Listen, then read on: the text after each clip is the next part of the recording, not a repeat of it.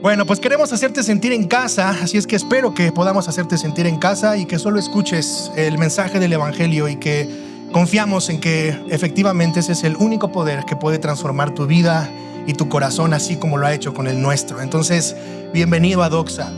Bien, antes de empezar, vamos a orar. Hoy vamos a estar en la primera carta de Juan.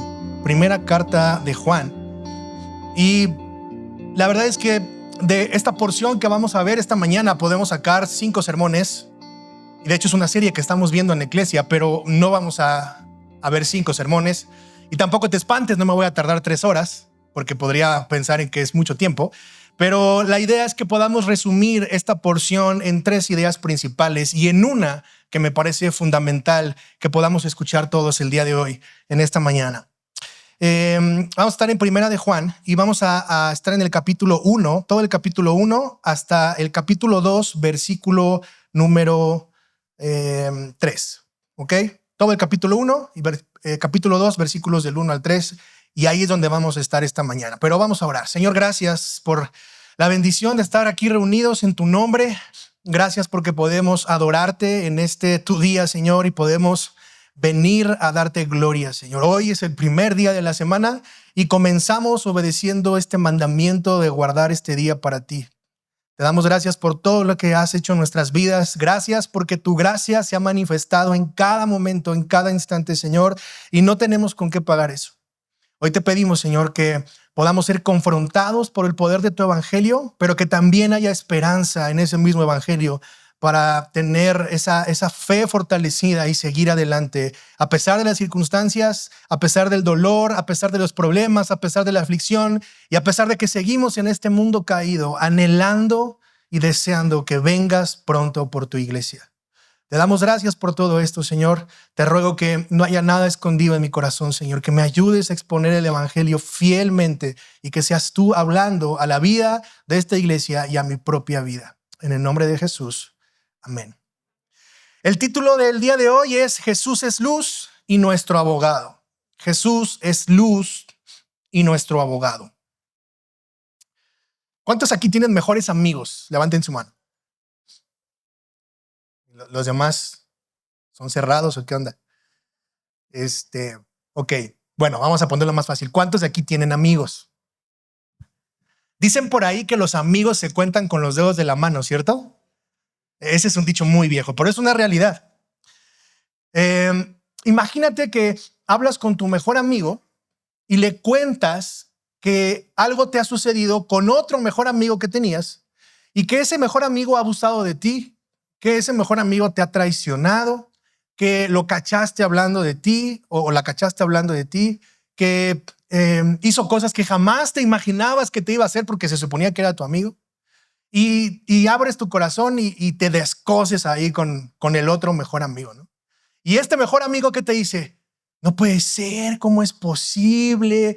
Desgraciado, desgraciada, ¿cómo es que a ti te hizo eso? Si tú eres tan bueno, pímpipe, mi amor, ¿tú cómo es posible que tú, ¿no? Que eres tan buena persona, te hagan ese tipo de... ¿Te has sentido así? Sí.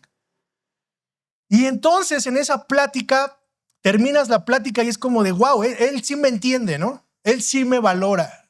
Esa persona sí sabe lo que yo valgo, quién soy en realidad. Pasa el tiempo, unos 3 meses. ¿Cuántos tienen Facebook? Levanten su mano. Eso, perfecto. Quémense, ustedes quémense. Saquen todo lo que traigan. Y entonces en el Facebook, de repente ves que empieza a publicar fotos ese amigo con el que lloraste del otro mal amigo y empieza a publicar fotos y están en la playa los dos juntos, abrazados. ¿No? Están ahí en el antro echándose un trago bien y ahí así, aquí con mi super bro, ¿no? Aquí con mi best friend. Y tú ves eso y dices, no puede ser, o sea, era mi amigo, le conté lo que me había hecho, le conté estas cosas, él me dijo que ese era un desgraciado y ahora está en la fiesta tomándose fotos con esta otra persona que también se decía ser mi amigo. ¿Cómo se siente eso? Traicionado, ¿no? Se siente uno incómodo. Bueno, pues esto es lo que el apóstol Juan va a tratar de decirnos en esta primera parte de su carta. Esta es la experiencia y la incomodidad que me gustaría que comenzaras a sentir de lo que vamos a ver el día de hoy en esta carta. Entonces, con esto en mente, iglesia, vamos a darle lectura y después vamos a enfocarnos en 3 puntos principales. Dice Primera de Juan, capítulo 1 en adelante.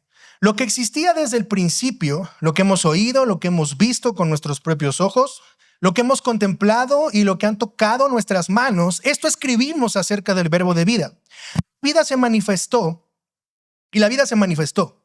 Nosotros la hemos visto y damos testimonio y les anunciamos a ustedes la vida eterna que estaba con el Padre y se manifestó a nosotros. Lo que hemos visto y oído les proclamamos también a ustedes para que también ustedes tengan comunión con nosotros.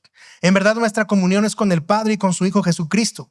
Les escribimos estas cosas para que nuestro gozo sea completo. Y este es el mensaje que hemos oído de Él y que les anunciamos. Dios es luz y en Él no hay ninguna tiniebla. Si decimos que tenemos comunión con Él, pero andamos en tinieblas, mentimos y no practicamos la verdad.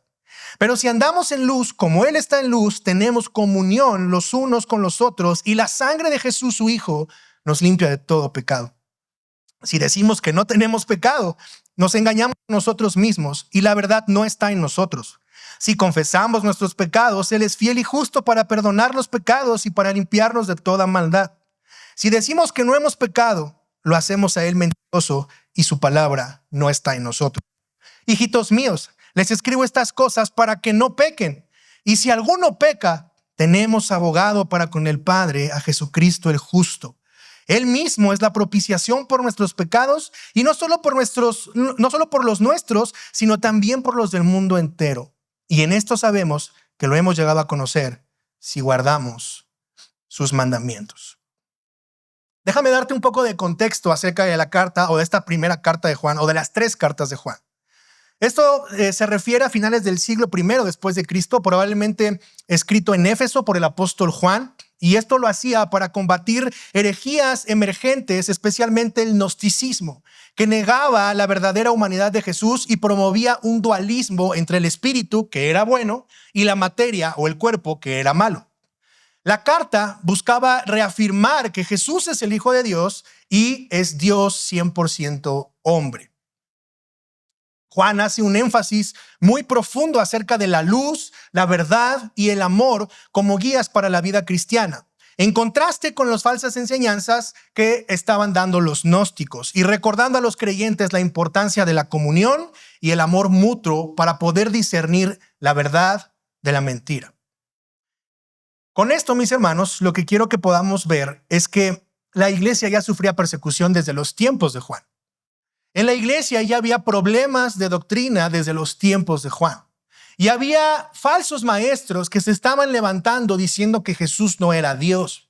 Diciendo que no importaba lo que pasara, que tú podías vivir como se te pegara la gana, podías andar con quien tú quisieras, podías ver lo que tú quisieras, podías pensar lo que tú quisieras, y eso no importaba. Porque al final el cuerpo era lo que estaba mal y el alma estaba pura, y si te morías te ibas al cielo. No importaba lo que tú hicieras y vivieras en esta tierra. La carta no tiene una presentación, si te das cuenta. La carta no tiene un saludo como las cartas de Pablo y tampoco tiene palabras finales para los destinatarios. La carta nunca menciona, de hecho, al autor, derivado del 4.º evangelio, que es el evangelio de Juan. Pero vamos a notar que hay conceptos muy claros. Andar en luz, no andar en tinieblas, tener comunión unos con otros y el amor de Dios. Y de hecho Juan es muy explícito en cada una de estas cosas. Ahora, el versículo 1 dice: lo que existía desde el principio, lo que hemos oído, lo que hemos visto con nuestros propios ojos, lo que hemos contemplado y lo que han tocado nuestras manos, esto escribimos acerca del verbo de vida. Pregunta: ¿qué existía desde el principio? ¿A qué se refiere Juan cuando dice lo que existía desde el principio? Y es muy interesante porque el evangelio de Juan en el capítulo 1, en los primeros versículos, dice: en el principio ya existía el verbo y el verbo estaba con Dios y el verbo era Dios. Él estaba en el principio con Dios. Y podemos ir tomando referencias de ese juego de palabras. Ahora, Génesis capítulo 1, verso 26 dice: entonces dijo Dios, hagamos a los seres humanos a nuestra imagen para que sean como nosotros, versión NTV. Y Juan capítulo 1, verso 3 dice, todas las cosas fueron hechas por medio de Él y sin Él nada de lo que ha sido hecho fue hecho. El verbo, mis hermanos, el logos, que es la palabra en el original, nos apunta a una definición de lo que Juan está hablando. Y eso es Jesús. Date cuenta cómo el texto está apuntando hacia la Trinidad. Fíjate, Juan 14:9 dice, Jesús les dijo, ¿tanto tiempo he estado con ustedes y todavía no me conoces, Felipe? El que me ha visto a mí ha visto al Padre. Como dices tú, muéstranos al Padre. ¿No crees que yo estoy en el Padre y el Padre en mí? Las palabras que yo les digo no las hablo por mi propia cuenta, sino que el Padre que mora en mí es el que hace las obras. Y para rematar, Juan capítulo 1, verso 14 dice, el verbo se hizo carne, habitó entre nosotros y vimos su gloria, gloria como del unigénito del Padre, lleno de gracia y de verdad. Juan 14:6, el versículo más famoso de la Escritura. Yo soy el camino, la verdad y la vida, y nadie viene al Padre si no es por mí. Entonces, si regresamos al versículo 1 de primera de Juan, lo que existía desde el principio, lo que hemos oído, lo que hemos visto con nuestros propios ojos, lo que hemos contemplado y lo que han tocado nuestras manos, esto escribimos acerca del verbo de vida. Mis hermanos, esta carta es un tratado teológico profundo de Jesucristo. Juan nos está mostrando, es un sermón vivo, nos está dejando ver quién es Jesús. Y esto es muy interesante porque esto es la base de todo lo que va a decir después. Si nosotros no entendemos y no creemos que Jesús es el Hijo de Dios, de nada va a servir todo lo que Juan va a decir a continuación. No va a haber manera de entenderlo y mucho menos no va a haber manera de vivirlo. Y peor aún, si tú no lo entiendes y no lo vives, es porque hay un corazón duro en ti. Y eso es algo que tendríamos que reflexionar. Ahora, los gnósticos buscaban siempre revelaciones nuevas. Un mover nuevo de Dios. ¿Te suena familiar? O como dirían algunos falsos maestros de hoy en día, un mover fresco de Dios. ¿No has escuchado? Está de moda ahorita eso de, hoy traemos un mover fresco de Dios. De hecho, si tú compraste boletos para el Auditorio Nacional y vas a ir a ver a Andrés Speaker, te pido que te acerques con nosotros al final y platicamos, porque no estás entendiendo el Evangelio. Porque ellos traen un mover fresco de Dios. Ellos traen revelaciones nuevas. Y son estos nuevos gnósticos que se han levantado en contra de la iglesia y que negan a Cristo de una forma muy sutil. Porque sería muy lógico que alguien llegara y te dijera, oye, pero Jesús no es Dios, como los testigos de Jehová, que están completamente errados en esa herejía. Y ese es el problema fundamental de toda esa secta. Y eso es una realidad. Ese es el grave problema. Y tú dirías, no, a ver, ¿cómo que Jesús no es Dios? Y es lógico, reaccionarías rápido. Pero es más sutil que eso cuando te venden a un Cristo falso, domesticado, que está dispuesto a ser tu mesero para llevarte lo que tú necesitas en tu tiempo, porque Cristo vino a darte una vida mejor hoy y ahora. ¿Cuántos dicen amén? Eso. Y Juan dice, no. Ese no es el mover fresco de Dios. Juan dice, en el principio, lo que existía desde el principio. Juan está diciendo, paren su carro, no hay nada nuevo. No hay nada nuevo, eso siempre ha existido. Dios, Jesús, el Espíritu Santo, la Trinidad han estado desde el principio. Fíjate que no dice el que era en el principio. Y el principio es Cristo Jesús. Lo que existía desde el principio, lo que era en el principio, es algo concreto, es algo objetivo, es algo científico. Sí, hermanos, el Evangelio es algo científico, es algo que se puede comprobar. Nuestra fe es una fe comprobable. Y lo está diciendo Juan. Yo lo vi, yo lo escuché, yo lo toqué, y más hermoso aún, yo lo contemplé. O sea, no es algo que alguien se inventó. Y esto tiene que quedar firme en nuestros corazones, porque si nosotros solo hablamos de un Jesús que está por ahí, y la palabra clave en el texto es la comunión, mis hermanos. Comunión. El Evangelio no es solo una definición. El Evangelio no es algo que te tengas que aprender de memoria. El Evangelio es la comunión que tienes con una persona que es real y se llama Jesucristo. El evangelio gira en torno de la persona de Jesús y la comunión que tú y yo, si somos cristianos, tenemos con ese Jesús vivo, real, verdadero. Y esa es la realidad de nuestras vidas. Tenemos una fe objetiva, una fe histórica, una fe que es comprobable. Juan nos está diciendo, aquí hay un testimonio escrito de que Cristo es real. Y la pregunta para nosotros hoy en este tiempo es, ¿Cristo es real para ti? ¿O vives un cristianismo de emociones? ¿O vives un cristianismo de algo que te acomode? Algo que te haga sentir bien. Si yo me siento bien así, entonces aquí sí está Cristo. Si esto me hace sentir paz, entonces aquí sí está Cristo. Si yo lloro, aquí me hace sentir bien porque aquí está Cristo. Si entonces me caigo y tengo risa santa, eso me hace sentir bien porque soy de Cristo. La Biblia no dice nada de eso. La Biblia es objetiva, la Biblia es contundente, la Biblia es razonable. Y Cristo es real. Y la pregunta entonces es, ¿qué tan real es la persona de Jesús en tu vida, en tu diario caminar?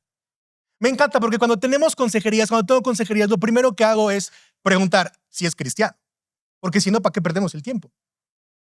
No, ¿para qué me voy a enfrascar en una discusión de alguien que no ha nacido de nuevo, que no entiende lo que la Biblia dice y que es normal que viva de esa forma?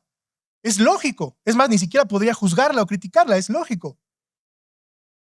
Y lo segundo que pregunto es, o más bien es una regla, no voy a discutir nada que no esté aquí. Y eso quita muchos problemas. Pero la siguiente pregunta es crucial. ¿Cuántas veces a la semana lees tu Biblia? Y aquí es donde viene la debacle. Si contestan una, wow. Y entonces es, pastor, tengo este problema. Pastor, es que me pasa esto. Pastor, es que no sé qué hacer. Pastor, es que no sé qué. Pastor, es que mi mamá, es que mi papá, es que mi esposo, es que mi esposa, es que no sé cuánto, es que el trabajo, es que el dinero, es que las presiones. Y la pregunta es, si no tienes comunión con el que te va a ayudar a entender que Él es suficiente y a enfrentar esas cosas, pregúntate por qué estás así. Y lo siguiente son las consecuencias de no tener comunión con quien deberías de tener comunión. Y no te puedo obligar a hacer eso. Nadie puede obligarte a hacer eso. Nadie puede estarte vigilando si haces eso. Pero sí, como pastor puedo decir, tu conducta está cambiando. Aquí hay algo que tocar. Aquí hay algo de lo que tenemos que hablar. Aquí hay algo que hay que confrontar. Pero date cuenta cómo la comunión es importante. Y no hablamos solo de un misticismo, sino algo tan simple como leer tu Biblia. Eso te hace tener comunión con Dios. Pregúntate, ¿cuántas veces lees tu Biblia al día? Y hermano, por favor, no tomes en cuenta tu lectura en el Metrobús, por favor. Eso no cuenta, hermano. Tú puedes sacar tu teléfono y leer la Biblia en el Metrobús y eso está bien, pero eso no es tener comunión con Dios. Tú necesitas tener un tiempo específico a solas donde cierres la puerta, te postres, pongas tu frente en el piso y le digas, Señor, miserable de mí. Y puedas leer y adentrarte con la persona de Cristo. Y te aseguro que eso va a traer una transformación a tu vida.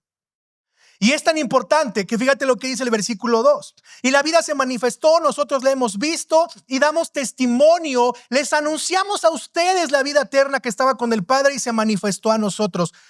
Cristo Jesús se encarnó, vivió una vida perfecta, fue crucificado, resucitó y este es el argumento principal de Juan. No pueden decir que Jesús no es Dios. No pueden decir que Jesús es un simple profeta. No pueden decir que Jesús era un maestro buena onda. No pueden decir, como dicen hoy, que Jesús es cool. Ven cómo eres, no pasa nada. Ven cómo eres. Ese es el eslogan, ¿cierto? Pero falta mucho más de completar esa oración. Ven cómo eres, conoce a Cristo y cambia. Porque si vienes como eres y te quedas como eres, no es que Cristo nos sirva, es que tú no estás entendiendo el Evangelio o no se está siendo predicado el Evangelio. Ahora, estas bases son importantes, como te decía, para plasmar lo siguiente. Y el diablo, mi hermano, mi hermana, amigo, amiga que nos visitas aquí, es encantador. Es un desgraciado. No, el diablo más vale, ¿cómo dicen? Viejo que por diablo. Bueno, ustedes saben, ¿no? Y ahí vienen todas las mentiras del diablo. Y fíjate qué interesante, porque estamos viendo en la Biblia que nuestra fe es una fe razonable, ¿cierto? Es una fe comprobable. Y el diablo hace lo mismo. El diablo comienza a venderte mentiras razonables. Oye, yo dejé a mi esposa porque encontré el amor con él. Y hoy ambos nos amamos. Y Dios es amor. Está en tu Biblia. ¿Por qué no podernos amar si tenemos la libertad de amarnos y de elegir cada quien lo que quiera? ¿Cuántos dicen amén? Y entonces es una mentira razonable. Oye, pero pues se aman. ¿Quiénes somos nosotros para juzgar? ¿No? Solo Satanás acusa. ¿No dice eso la Biblia? ¿Por qué nosotros vamos a juzgar? ¿Por qué nosotros tenemos que meternos con homosexuales o con lesbianas? Y al final es su decisión. Cada quien sus cubas, ¿no? Respetable, ¿cierto? Mentiras razonables. Oye, es que me ofendió. No es posible si tú vales tanto. No le pidas perdón. Déjale de hablar. Ya no reconcilies nada. Allá Dios, esa me encanta, es Dios va a tratar con él. Déjalo. Dios pelea nuestras batallas. Cuando la Biblia nos llama a confrontarnos y a exhortarnos en amor unos a otros. Mentiras razonables. Oye, es que me ofendieron. ¿Quién te ofendió? La iglesia. Pregunta, ¿te ofendió la iglesia o una persona de la iglesia? Son dos cosas muy distintas. Y hay gente que se agarra de, no, yo por eso ya no voy a la iglesia, porque son puros pecadores. Y tú así de, caray, ¿y cuándo tú te exentaste o no? ¿O cómo? Ahí va puro hipócrita, siempre hay espacio para uno más. Y esa es una realidad, ¿no? Mentiras razonables. No, es que yo me congrego con Miguel Núñez. O sea, ¿cómo vas a Dominicana y regresas todos los domingos o qué? No, por YouTube. Órale, qué interesante. ¿Y Miguel Núñez te conoce? No, pero yo amo a mi pastor. Interesante, ¿no? Mentiras razonables. Y comenzamos a razonar esas mentiras. Pero mis hermanos, es Cristo y solo por medio de la fe, solo por medio de su gracia, solo para la gloria de Dios, que vemos en su palabra y vemos que su sangre es suficiente y basta para que tú y yo podamos seguir adelante. Y entonces Juan dice, yo lo he visto, yo lo he escuchado, yo estuve con él, y pone este testimonio y apela a todo esto. Y entonces, mis hermanos, fíjate qué interesante cuando dice yo lo contemplé. Y hermano, hay cosas que tú solo ves y hay cosas que contemplas, ¿cierto? Tú puedes ver una fotografía en el Facebook, pero tú contemplas un atardecer. Tú te quedas y lo ves y dices, wow, o sea, es algo que te gusta, ¿no? A mí me encanta mucho contemplar a mi esposa cuando duerme y cuando los niños no están enfermos, porque ahí puedo ver que verdaderamente está descansando y me gusta contemplarla, ver dormir. A mí me gusta ver eso. O sea, yo no solo lo veo y digo, wow, está bien chula mi morena. Yo la veo y contemplo y digo, Señor, gracias porque mi esposa está bien, porque está descansando y yo contemplo eso. Quiero llevarte a que puedas pensar si tú estás tan enamorado de Jesús como lo estaba Juan con las palabras que está diciendo, y tú puedes sentarte y tener una comunión con Jesús y contemplar a Jesús. Tú puedes contemplar la persona de Cristo. Y cómo eso puede transformar tu vida, cómo eso puede cambiar tu corazón, cómo eso puede cambiar tu mente. Romanos capítulo 12, versículos 1 y 2. Este es vuestro culto racional porque ha cambiado nuestra mente. Y Pablo del capítulo 1 al 11 dice, esto es el evangelio, ahora que lo entendieron, ahora vivan de esta forma y ofrezcan su cuerpo como sacrificio vivo, que es su culto. Ok, ¿ya lo entendieron? Ahora vívanlo. ¿Se dan cuenta? La Biblia es razonable, mis hermanos. La persona de Cristo es real en nuestras vidas, no es un mito. No venimos aquí a emocionarnos los domingos. Si quieres eso, ahí está Miguel Ángel Cornejo, ahí está Alex Day, ahí está Dante Gebel, ahí está Daniel Javif. Esos son muy buenos. Si quieres coach, ahí están esos. Si quieres el evangelio, es en la palabra por medio de Cristo. Y ahí está la diferencia. Ahora, una vez que queda entendido estos primeros 4 versículos, estos primeros 4 textos que acabamos de leer, 4 versículos, esto deja claro a la persona de Jesús en nuestras vidas. Y quiero que pongas atención en el versículo 4. Dice, les escribimos estas cosas, ¿para qué? Para que nuestro gozo sea completo. Date cuenta de eso.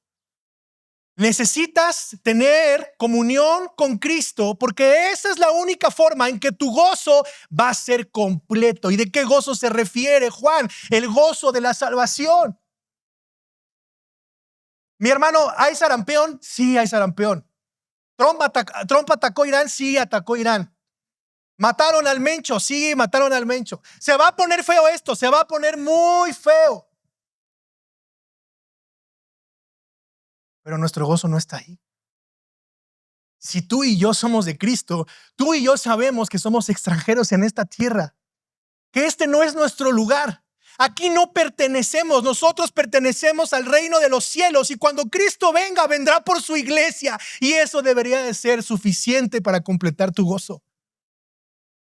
Yo sé que tienes problemas, yo sé que el dinero no alcanza, yo sé que el trabajo está escaso, yo lo entiendo, yo lo sé, pero no puedes poner tu fe en eso. Ay, pastor, es que no sé si me voy a casar, es que siento que me estoy quedando. ¿Eso qué importa si eres salvo? Si tú no eres salvo, te vas a ir al infierno con todo y esposa, ¿eso qué importa? Entiendo tu preocupación, entiendo tu deseo de joven, pero tu plenitud, y lo acabamos de cantar, está en Cristo. Es que mi esposo me hizo, es que mi esposa me engañó, es que sí, entiendo tu dolor, sé que estás pasando. Es más, es estúpido que te diga te entiendo porque no estoy pasando por eso. Pero entonces, ¿dónde están estas verdades que decimos creer? ¿Dónde está tu plenitud? Tu gozo está completo en Cristo. Cristo es suficiente. Tienes la eternidad con Él, no vas a ir al infierno. Y eso debería hacerte reaccionar y responder en amor. ¿En qué? En perdón y en comunión, que es lo siguiente que va a seguir diciendo Juan. Pero a veces nos encanta victimizarnos tanto. Y pensamos que nuestro dolor es más grande que la sangre que pagó por eso. Y eso es muy fuerte, mis hermanos. Y entonces, una vez que Juan estipula esto, versículo 5, y este es el mensaje que hemos oído de Él y que les anunciamos. ¿Qué mensaje? El evangelio. ¿Cuál evangelio? Lo que Cristo es, lo que Él vio, lo que escuchó y lo que contempló. Y dice entonces el versículo 6, si decimos, Dios es luz y en Él no hay ningunas tinieblas. Y aquí es donde va a empezar a hablar de la congruencia, Juan.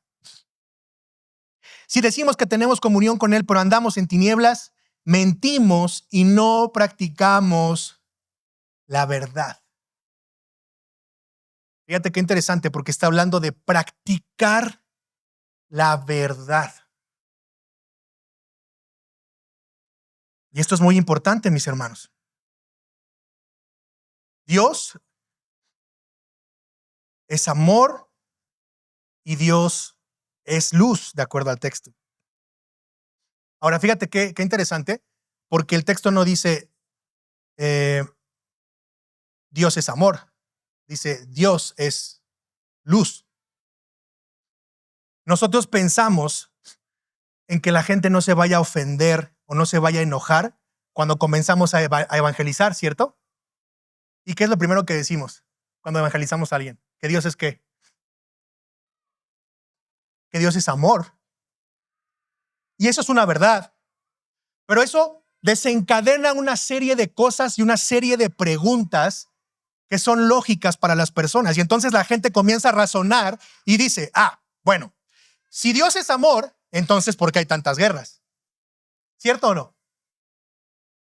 Ok, perfecto. Si Dios es amor, ¿por qué estoy en el hospital y por qué mi hijo chiquito está enfermo y tiene cáncer? Si Dios es amor. Si Dios es amor, ¿por qué hay enfermedad? Y comienzan a salir una serie de preguntas lógicas y razonables de las personas a las que les compartimos el evangelio. Por eso Juan comienza diciendo, Dios es luz. Esto es, Dios es perfecto, es santo, es justo, en Dios no hay error, no hay pecado, y entonces de ahí se desprende todo el evangelio. Santo, puro, justo, perfecto, sin maldad, sin pecado. Dios es luz y tú y yo estamos manchados por el pecado. Dios es luz y no podemos presentarnos delante de Él. Dios es luz y tú y yo estamos destituidos de la gloria de Dios. Dios es luz y tú y yo merecemos el fuego del infierno. Dios es luz y estamos condenados en nuestros delitos y pecados. Dios es luz y exige que su justicia sea satisfecha. Dios es luz y tú y yo no podemos pagar esa deuda, pero Dios es amor. ¿Te das cuenta cómo cambia? Y porque Dios es luz y la encarnación de Cristo es la que viene a quitar ese abismo y a pagar la deuda que tú y yo jamás podríamos pagar. Porque Dios es luz, gracias a eso, Dios también es amor. Dios es luz y Él mismo satisface nuestra necesidad a través de la vida, la muerte y la resurrección de Jesús. Y por eso Dios es amor. ¿Te das cuenta de la diferencia? Y por todo esto que te acabo de decir, no hay tinieblas en Él. Mis hermanos, lo que Juan está diciendo es que la maldad no proviene de Dios. Y este es el golpe fuerte para los gnósticos de ese tiempo y para los gnósticos de este tiempo y para aquellos que no han entendido el evangelio. Hay dos formas de vivir la vida. Creer que todo está cortado por la misma tijera. Y esto es lo que enseña el yin yang, ¿no? Esta figurita del blanco con lo negro, ¿no? ¿Y qué te dice? No puede existir el bien sin el mal. Van de la mano. Siempre van juntos, ¿no? De hecho, me encanta porque si tú has visto la película de Batman, la segunda del Caballero de la Noche, cuando está colgado el guasón y lo agarra Batman, el diálogo es muy interesante. O sea, dense cuenta cómo las películas y todo lo que vemos en el mundo tiene algo de la Biblia. El diálogo es bien interesante porque él le dice, tú no puedes matarme porque tu moral no te lo permite, le dice. Y le dice, no puedes existir sin mí. ¿Cierto o no? Ve la película cuando llegas a tu casa y te vas a dar cuenta de eso. No puedes existir sin mí. Y es esta dualidad, esta falsa dualidad de que el bien no puede existir sin el mal. Y de acuerdo a la escritura, el mal ya está vencido porque el bien ya lo venció. La luz y las tinieblas no se necesitan, mis hermanos. No puede ser luz y andar en tinieblas. Jamás pueden ir juntas. La pregunta es, ¿cómo podemos entonces tener una comunión con Él si Él es bueno y nosotros somos malos? Y aquí es donde entra la belleza del evangelio. Versículo 6, versículo 7. Si decimos que tenemos comunión con Él, pero andamos en tinieblas, mentimos y no practicamos la verdad. Pero si andamos en luz, como Él está en luz, tenemos ¿qué? Ahí está otra vez esa palabra clave. Comunión los unos con los otros y la sangre de Jesús, su Hijo, nos limpia de todo pecado. Esto es una afirmación. Juan está planteando aquí una congruencia entre la ortodoxia y la ortopraxis. Juan está diciendo aquí, esta es la ortodoxia, esto es la sana doctrina, así se debe de ver, así se debe de decir. Esto es lo que dice la Biblia. Ahora eso se debe de practicar de la misma forma. No solo es, yo soy cristiano y voy a la iglesia los domingos y yo no digo mentiras. Eso se llama ser muy moral, pero eso no es ser cristiano. Yo soy cristiano, voy a la iglesia los domingos y yo no escucho música del mundo. Ya, si escuchas a Bad Bunny, tienes un problema. Y esto es en serio. Más adelante va a decir, no amen al mundo ni las cosas que están en el mundo. Y eso es algo muy serio. Y si tú de entrada te digo ahorita, si tú pusiste like al post del Super Bowl, no estás entendiendo el evangelio. Porque eso no es amor y eso no es viva los latinos. Volvemos a lo mismo, ortodoxia y ortopraxis. Y me encanta porque, no, es que yo voy a una iglesia de sana doctrina, ¿cómo ves? Perfecto, pues que se vea entonces. ¿Vas a una iglesia de sana doctrina? Es que yo voy a una iglesia reformada, de 5 puntos. ¿Y eso se nota en tu vida diaria? O sea, está padre, qué bueno, ¿no? Leemos mucho, mucha teología, lo que quieras. ¿Pero eso se ve en la práctica? Y aquí hay un problema muy grande, porque a veces los calvinistas nos hemos ido o nos hemos dejado guiar por el hipercalvinismo y entonces queremos mostrar tanta gracia al mundo que queremos que todo el mundo nos ame y se nos olvida que hay pecado. Y que es bueno sacar de repente el legalista que llevamos dentro, mis hermanos. Pero Juan está haciendo esto, una congruencia entre lo que se escucha con la forma en la que te desenvuelves.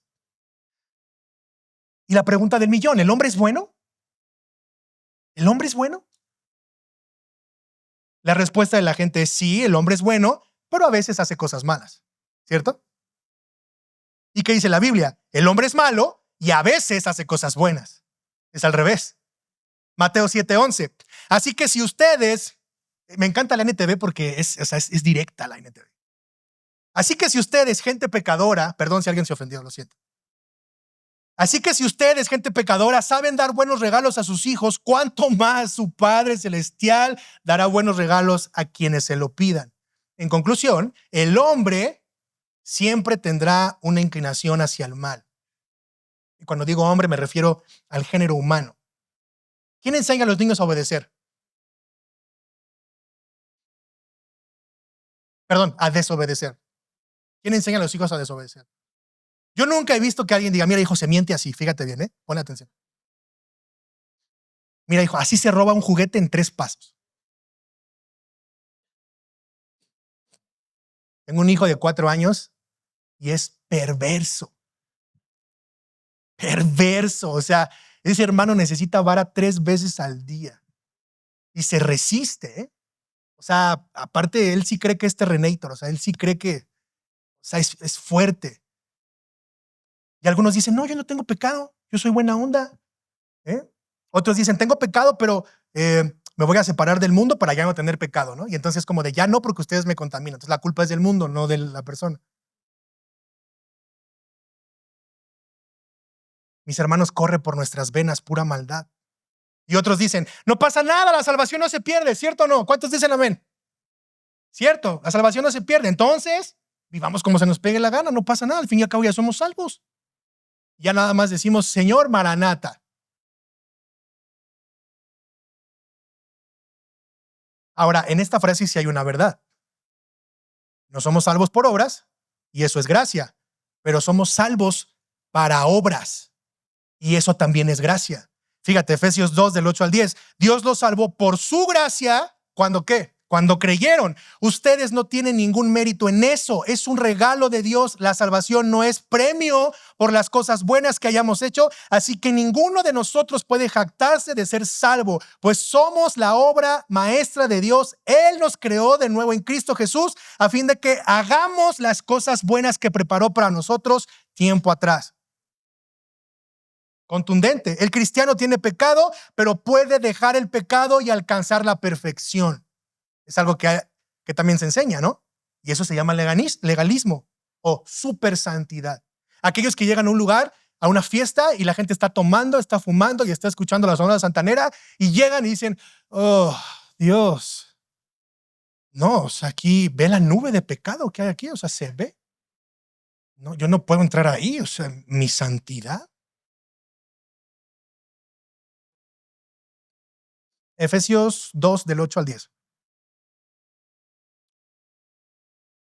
Caminar en luz, mis hermanos, no significa perfección. ¿Qué es caminar en luz? Caminar en luz es luchar contra tu pecado. Caminar en luz es decir que Cristo es mejor. Caminar en luz es vivir en arrepentimiento y fe constantes. Caminar en luz es que tus ojos han sido abiertos a la luz de Jesús y ahora puedes ver la verdad, y eso es tener comunión con Él. Caminar en luz es vivir en arrepentimiento y fe, consciente de que tus ojos han sido abiertos a la luz. Pero si decimos que tenemos comunión con Él y andamos en tinieblas, ¿qué dice?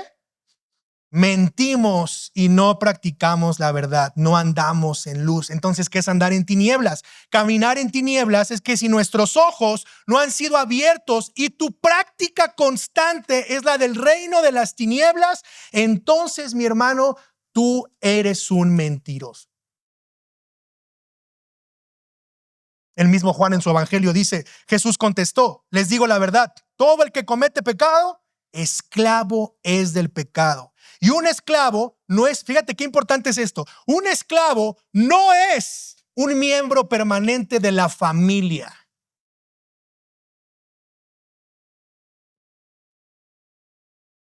Si a ti no te gusta la membresía, porque conocí gente que hablaba de la iglesia y de la pseudo iglesia. Wow. La membresía es muy clara para esto.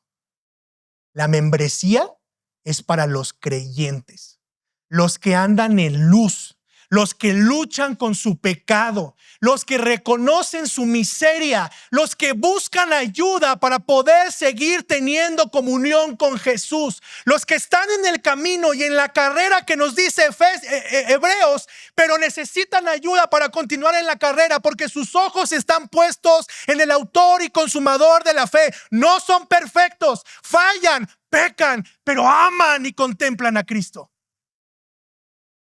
Ahí está la diferencia. Y esos son los miembros de la iglesia. No los que les encanta venir a jugar al cristiano. No los que les encanta cubrir su pecado y que nadie se entere. Pero ¿qué crees? Tiempo después te vas a enterar. Porque Dios no puede ser burlado, nunca. Pero eso no significa que no haya gracia, no haya amor. Pero lo que quiero que entiendas es que tus ojos tienen que estar puestos siempre en la luz. Si es que has nacido de nuevo. No puedes practicar el pecado. Los cristianos son llamados a no pecar, mi hermano. Y sí puedes no pecar, porque para eso Cristo vino a vivir la vida que tú no puedes vivir. Tienes que entender esto. Si tú has nacido de nuevo, en tu mente no puede estar el concepto del pecado. Ay, es que mi corazón está caído. No te justifiques con esas tonterías, porque Jeremías dice que el corazón es engañoso. ¿Recuerdas el hijo pródigo? ¿Qué pasa con el hijo pródigo? ¿Dónde estaba? ¿Dónde termina el hijo pródigo? ¿Cómo? ¿Con quiénes? Con los cerdos, ¿cierto? Y cuando vuelve en sí, ¿cuáles son sus palabras?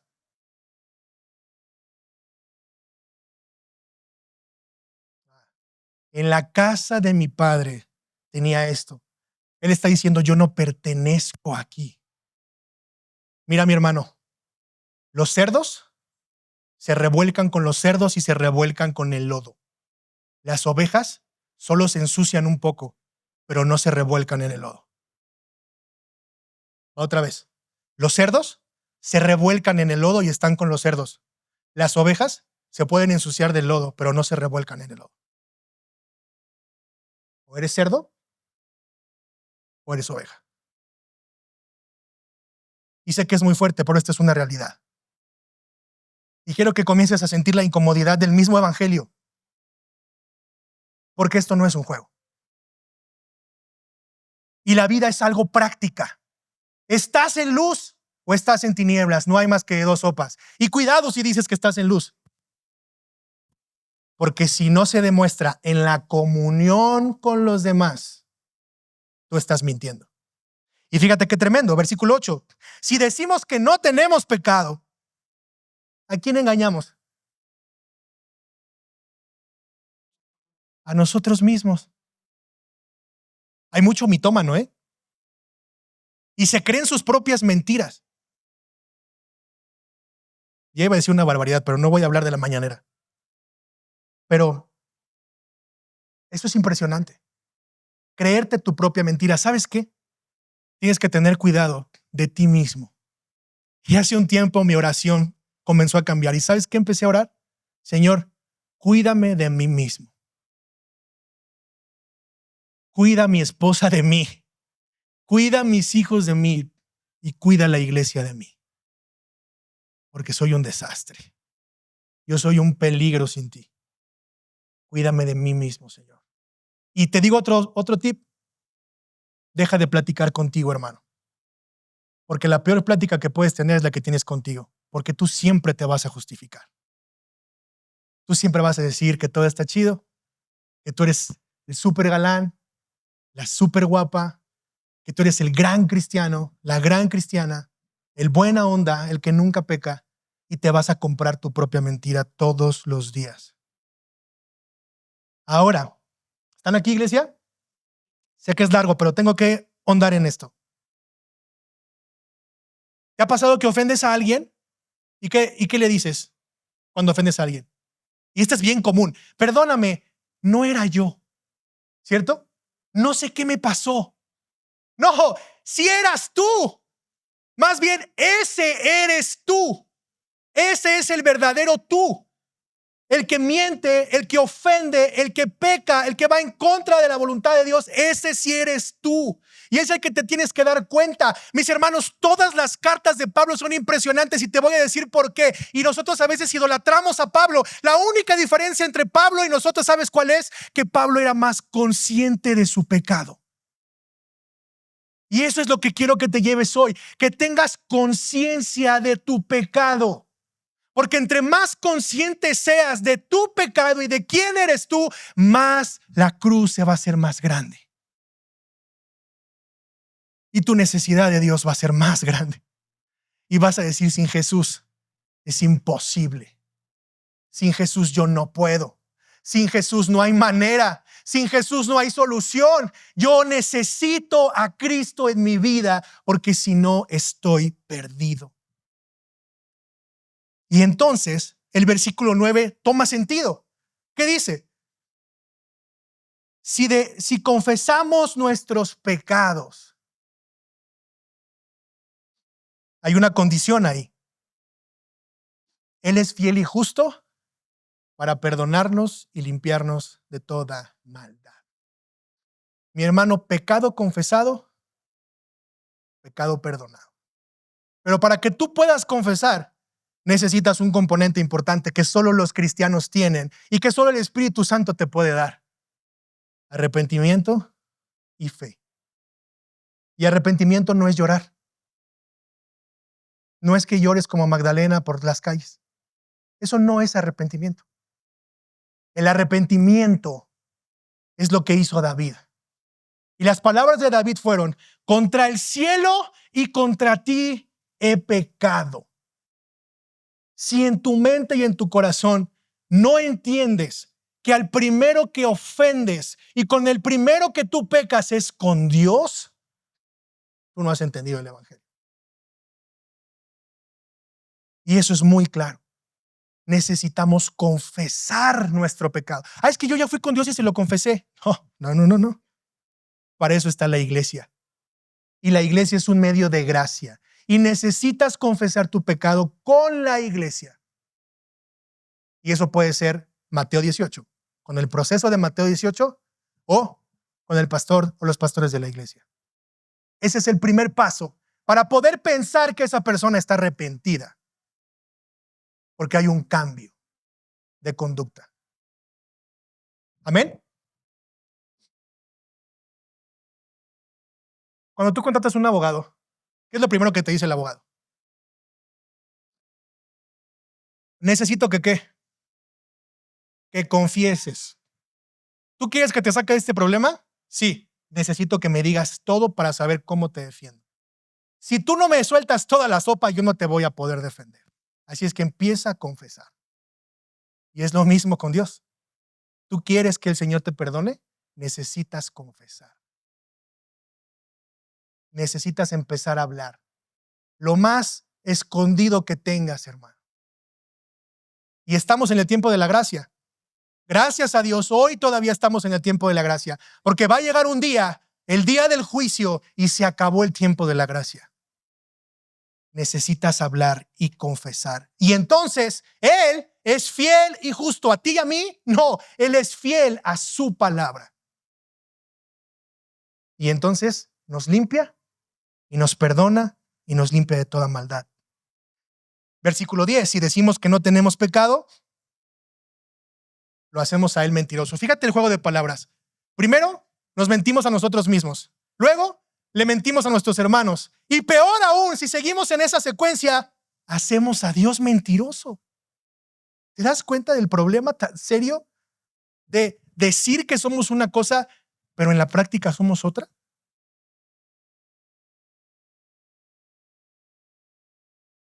Voy terminando. Capítulo 2. Hijitos míos, les escribo estas cosas para que ¿qué? Y eso es un imperativo, mis hermanos. Es una orden. Juan está diciendo, hijitos, o sea, cristianos, creyentes, los que están en la fe, hijitos, les escribo estas cosas para que no pequen. Primero, les escribo esto para que entiendan que su plenitud está en Cristo. Les escribo esto para que anden en luz y tengan comunión con Él. Les escribo esto para que no pequen. Es una orden. ¿Los cristianos entonces pecan o no?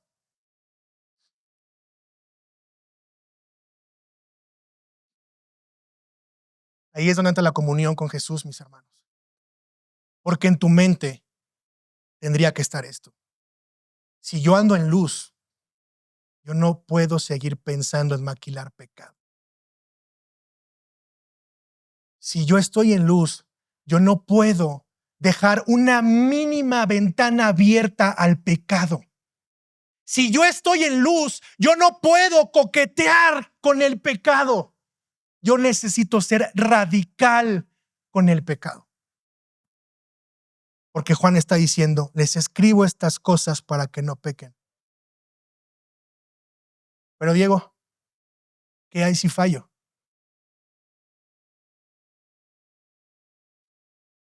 Y si alguien peca,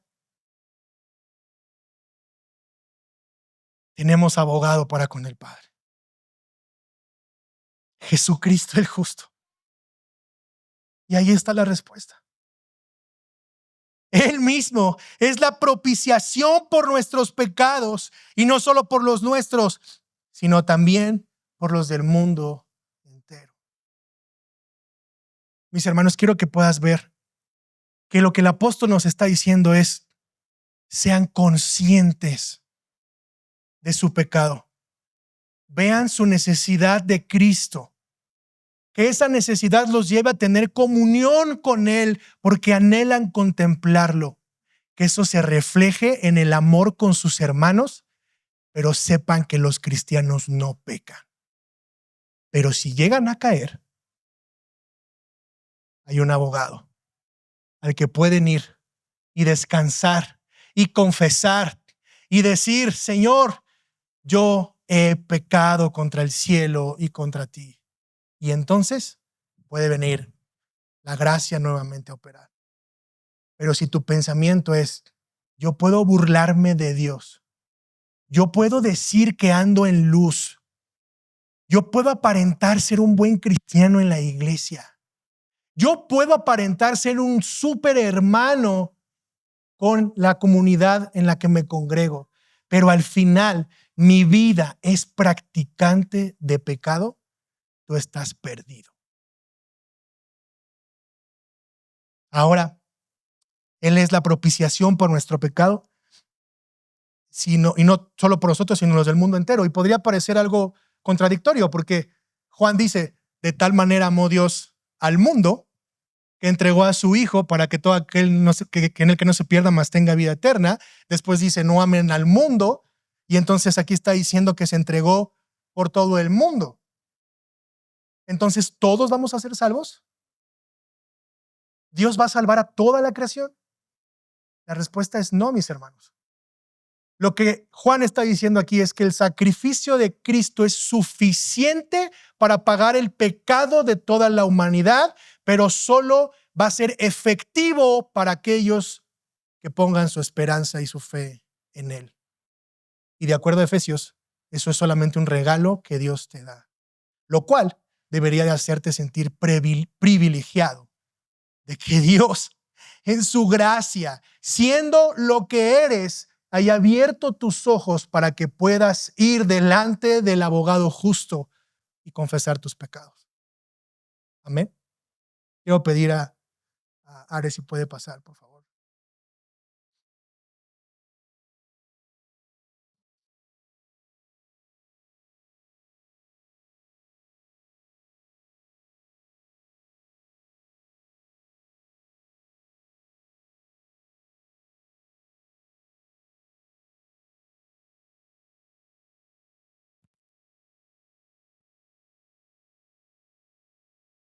La palabra mundo en este contexto es su pueblo. Todos aquellos elegidos de todas las naciones, pueblos y tribus debajo del sol. Es decir, solo es para el pueblo de Israel. Pero no estoy hablando del Israel étnico, sino que ahora todos formamos parte de ese cuerpo, parte de ese pueblo. Y somos el cuerpo de Cristo. Es para Israel y todos aquellos gentiles que están regados por todo el mundo. Y ahí es donde entramos tú y yo. Mi hermano, si tú eres creyente, si tú has nacido de nuevo, hoy es un momento para reflexionar en tu cristianismo y preguntarte si andas en luz,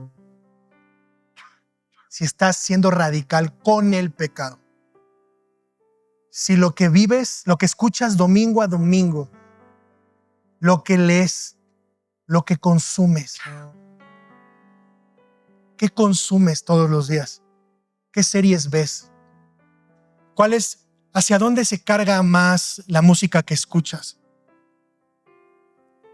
¿Cuáles son los libros que sí lees? ¿Qué es el contenido que ves en las redes sociales? Puedes decir, aquí está mi teléfono y el que quiera puede revisarlo.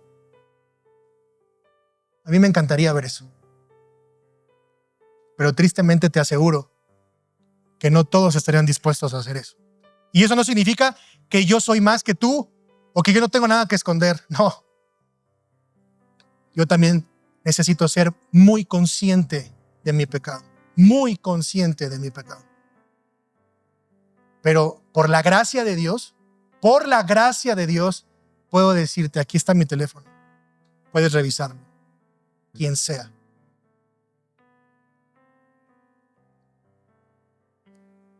Si tú eres creyente y piensas que no tienes pecado, hoy te animo, te invito, te ruego que te arrepientas de tu pecado. Te imploro que te arrepientas de tu pecado y que vayas a la cruz y que confieses, que abras tu boca, porque tenemos abogado a Jesucristo el justo. Él va a dar el justo juicio. Tal vez no quitará las consecuencias.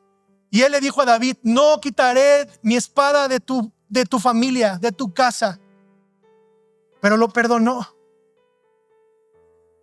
Sin embargo, Judas no fue perdonado, mis hermanos. Judas entregó las monedas porque sintió remordimiento y fue y se suicidó. Sin embargo, David dijo, contra el cielo y contra ti he pecado. Pedro se arrepintió y después de haberlo negado 3 veces y de haber cruzado su mirada con él, Jesús le dijo, Pedro, Satanás me ha pedido para zarandearte un buen rato. Pero ¿sabes qué, hijo? Cuando todo esto termine, ve y apacienta mis ovejas. Y yo voy a estar ahí, fortaleciendo tu fe. Y esa es la razón por la que Cristo ha resucitado y hoy está sentado a la diestra del Padre, intercediendo por ti y por mí. Y lo que Jesús está haciendo con el Padre es, hey, sí pecó, pero recuerda que yo pagué en la cruz por él. Y eso es tener conciencia. Si tú no eres cristiano, si tú no eres creyente, querido amigo, querida amiga, hoy es el día. No hay mayor desgracia que rechazar al Rey de la gracia. Hoy es el día en que puedes arrepentirte y confesar tu pecado y pedirle al Señor arrepentimiento y fe, y que a partir del día de hoy tú quieras caminar una vida con Cristo y tener la comunión con ese Dios vivo y verdadero que no vas a encontrar en ninguna tumba, porque Él está vivo y reina por los siglos. Mis hermanos, un día seremos glorificados y Cristo vendrá en ese caballo blanco y podremos gritar y decir: Señor, aquí estamos, ven. Y se va a acabar el pecado, se va a acabar la lucha, se va a acabar el dolor y podremos adorarlo por toda la eternidad. Deja de perder el tiempo en ti, con tu mirada en las cosas del cielo. Señor, te damos gracias esta tarde por tu palabra, por tu evangelio. Señor, yo te ruego que todo lo que hoy se dijo se haga carne en nuestros corazones. Por favor, Señor, vuélvenos a ti y regrésanos a nuestro primer amor, Señor. A ese primer amor que estaba apasionado, que estaba movido por ti, que anhelaba leer tu palabra, que anhelaba orar, que anhelaba saber más, que le preguntaba a todo mundo, que incluso hartaba a los pastores de tantas preguntas porque anhelábamos conocerte. Regrésanos a nuestro primer amor. Enséñanos a ser radicales con el pecado. Danos discernimiento, Señor, que podamos andar en luz, que podamos correr la carrera y ver la luz, Señor, y no salirnos del camino. Y si vemos a alguien que cae en el camino, poder ir y levantarlo y decirle: no pierdas de vista la luz. No veas alrededor, solo ve la luz y sigamos corriendo juntos, pero no dejes de ver la luz. Señor, te necesitamos tanto. Pero descansamos en que tú eres la cabeza de la iglesia, que nosotros nos vamos a equivocar y vamos a fallar, pero si nuestra mirada está puesta en ti, Señor, tú eres el único digno, y a ti te seguimos, a ti te amamos y por ti lo hacemos, respondiendo a lo que hiciste por nosotros. Te damos gracias, Señor, en el nombre de Jesús. Y hoy ponte de pie, iglesia.